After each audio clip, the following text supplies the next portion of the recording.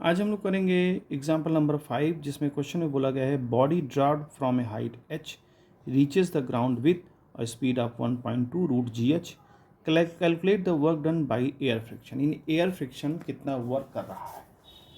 तो यहाँ पर हम थ्योरम का इस्तेमाल करेंगे एग्जाम्पल नंबर 5 में। देखिए थ्योरम क्या कहती है, वर्क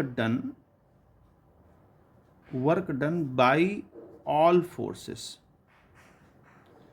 वो फोर्सेस आपके कंजर्वेटिव भी हो सकते हैं, नॉन कंजर्वेटिव भी होते हैं। कैसे भी फोर्स होंगे वो किसके इक्वल होगा, कैसे भी वर्क डन होंगे उन फोर्सेस की वजह से वो work done change in kinetic energy के इक्वल होता है। ये हमारी वर्क एनर्जी थ्योरम बताती है। चूँकि यहाँ पर अगर देखा जाए तो कंजर्वेटिव फोर्स हमारा लग रहा है और फ्रिक्शन भी काम कर रहा है, वो नॉन कंजर्वेटिव होता है फ्रिक्शन, वो चाहे एयर का फ्रिक्शन हो चाहे जैसा फ्रिक्शन हो, फ्रिक्शन नॉन कंजर्वेटिव होता है। तो जो भी वर्क डन होगा कंजर्वेटिव फोर्स की वजह से या वर्क डन फ्रिक्शन की वजह से, वो सारा चेंज इन काइनेटिक एनर्जी के इक्वल होगा। यानी इसके अंदर दोनों ही तरह के फोर्स लगे हो सकते हैं। तो अब हम देखें कि काइनेटिक एनर्जी में क्या चेंज आ रहा है। देखिए जब हाइट पर था, जब हमने ड्रॉप किया ही नहीं अभी, तो इसकी वेलोसिटी ज़ीरो थी, लेकिन जैसे ही ये ग्राउंड पर आया तो अपनी कुछ वेलोसिटी लेकर के आया, वो वेलोसिटी हमको दे रखी है। तो final kinetic energy minus initial kinetic energy.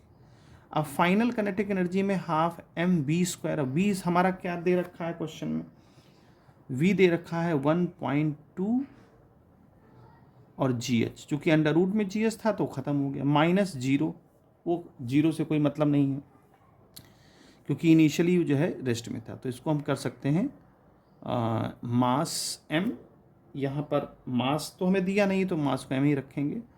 1.2 two times हो जाएगा तो इसको हम जी एच ऐसे लिख सकते हैं।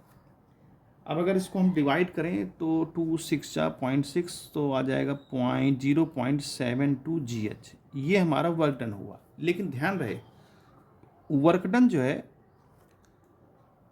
जो कंजर्वेटिव फोर्स की वजह से भी हो रहा है और फ्रिक्शन की वजह से, हमें निकालना है फ्रिक्शन की वजह से।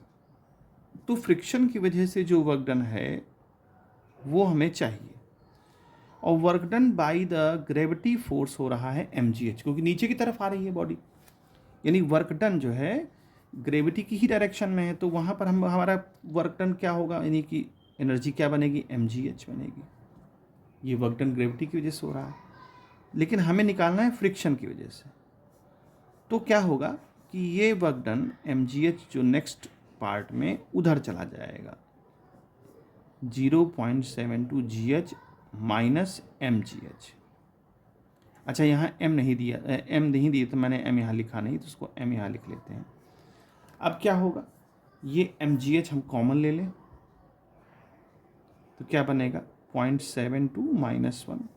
अब 1 से अगर हम माइनस करें तो करीब आ जाएगा माइनस का 0.28 एम जी एच। ये हमारा फ्रिक्शन फोर्स की वजह से वर्क डन आ जाएगा। चूँकि फ्रिक्शन ऊपर की तरफ लग रहा है और नीचे की तरफ आ रहा है, तो फ्रिक्शन के लिए माइनस का आएगा आंसर।